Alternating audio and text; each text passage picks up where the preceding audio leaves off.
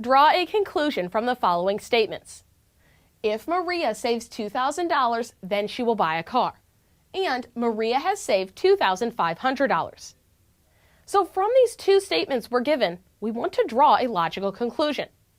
Well, it looks like we may be working with at least one conditional statement. So let's go ahead and first recall conditional statements. A conditional statement has a hypothesis and a conclusion. And usually they're written as if-then statements. So the conditional statement could look like this.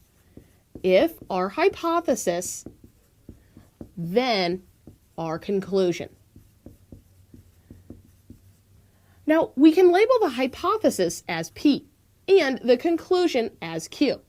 So here we have an if-then conditional statement.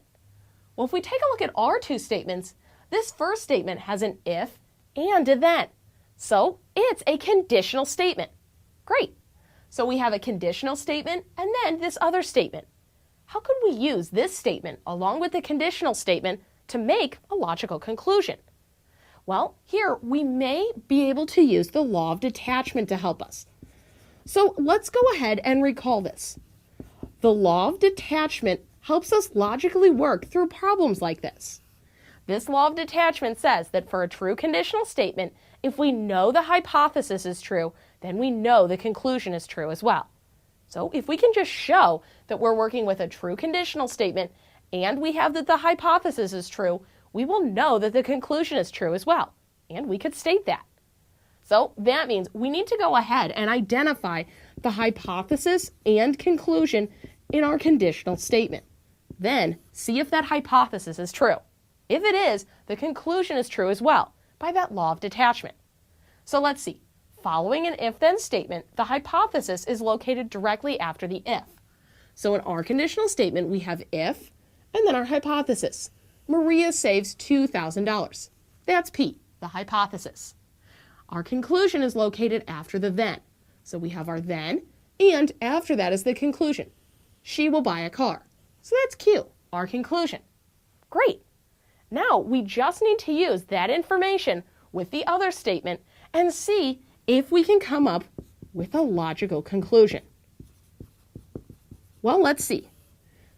Our conditional statement says that if Maria saves $2,000, then she will buy a car. And we have our hypothesis. Maria saves $2,000. Now take a look at that second statement.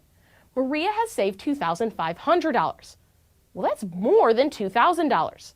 So that means the hypothesis is true. She's actually saved $2,000, and actually a little bit more.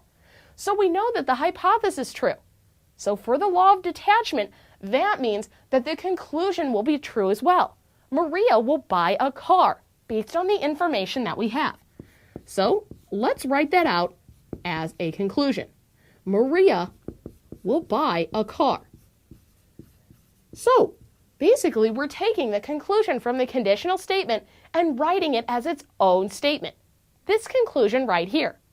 So from this information, we were able to use the law of detachment to conclude that Maria will buy a car. Now, this may have seemed pretty logical, and that's good. Remember, with conditional statements, we want to logically work through things to come up with logical conclusions.